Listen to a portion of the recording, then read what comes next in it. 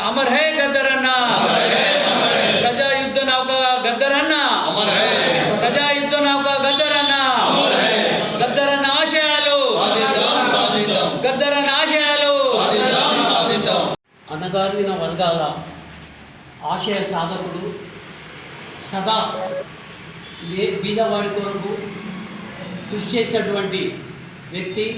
సమాజంలో మన ముందు లేకున్నా ఆయన ఆశయాలకు స్ఫూర్తిగా మనమందరం రేపు ఆయన జన్మదిన సందర్భంగా ఆయన మేము చేసే కార్యక్రమాలు ఈ ఫౌండేషన్ ద్వారా సమాజానికి స్ఫూర్తినిస్తూ గద్దరన్న ఆశయాలను ఆయన బాటలో నడిపిస్తూ సమాజానికి ముందు ఆయన మార్గదర్శనంలో మేము ఎప్పుడు దాన్ని వెలుగులో ఉంచుతామని తెలియజేస్తూ జై గద్దరన్న, జై గద్దర్. రేపు ప్రజా గాయకుడు గద్దరన్న గారి జన్మదినాన్ని పురస్కరించుకొని ఆయన జన్మదినాన్ని జరుపుకుంటకు నిజామాబాద్ జిల్లా పక్షాన ఈ గద్దరన్న ఫౌండేషన్ రేపు ఒక కార్యక్రమాన్ని నిర్వహించడం జరుగుతుంది. మరి గద్దరన్న అమరుడే అని కానీ ఆయన ఆశయాలను ముందుకు సజీవంగా ఉండడానికి నిజామాబాద్ జిల్లా పక్షాన ఈ గద్దరన్న ఫౌండేషన్ ముందుకు తీసుకెళ్తుంది. మరి గద్దరన్న విగ్రహానికి స్థాపించుటకు మేమందరము సాయశక్తులకు కృషి చేసి దానికి తప్పకుండా నిజామాబాద్ జిల్లాలో స్థాపించుటకు మేమందరం కృషి చేస్తామని సందర్భంగా తెలియజేస్తూ జై గద్దరన్న, జై గద్దరన్న.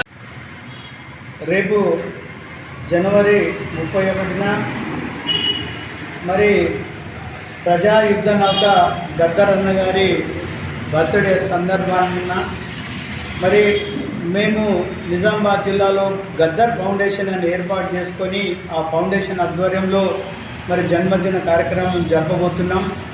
మరి అదేవిధంగా జన్మదినమే కాకుండా మరి ఆయన చేసిన సేవలు, ఆయన చేసిన త్యాగాలకు మరవలేకుండా భావి తరాలకు అందియాలని నిజామాబాద్లో మరి ఆయన యొక్క శిలా విగ్రహాన్ని ఏర్పాటు చేయడానికి మరి మా యొక్క కమిటీ మరి నిర్ణయించడం జరిగింది.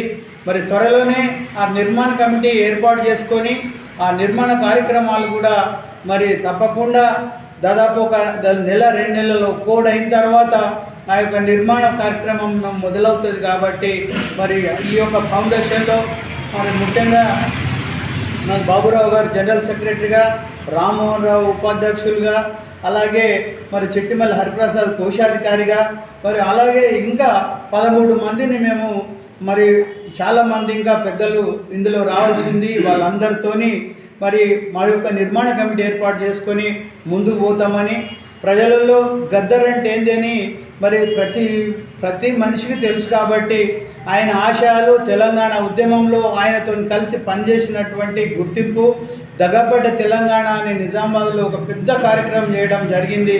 లక్షలలో జనం వచ్చిండ్రు. మరి అది మరవలేని మాకు మధుర స్మృతి. మరి తెలంగాణ వచ్చిన తర్వాతనే చనిపోయింది కాబట్టి అదొక సంతోషకరమైన విషయమే.